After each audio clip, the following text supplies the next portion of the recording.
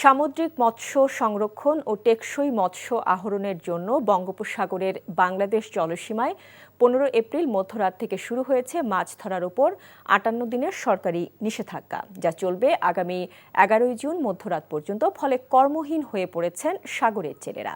সাগরে মাছ ধরার উপর সরকারি নিষেধাজ্ঞা মেনে ইতিমধ্যে ফিশিং বোট, জালসহ মাছ ধরার সব সরঞ্জামাদি নিয়ে তীরে ফিরে এসেছেন জেলেরা। নিষেধাজ্ঞার শুরুতে সরকারি খাদ্য সহায়তার চালসহ ঋণের কিস্তি বন্ধ রাখার দাবি জানিয়েছেন কর্মহীন জেলেরা। তবে ভারতের সঙ্গে মিল রেখে নিষেধাজ্ঞার সময়সীমা নির্ধারণ করায় খুশি তারা।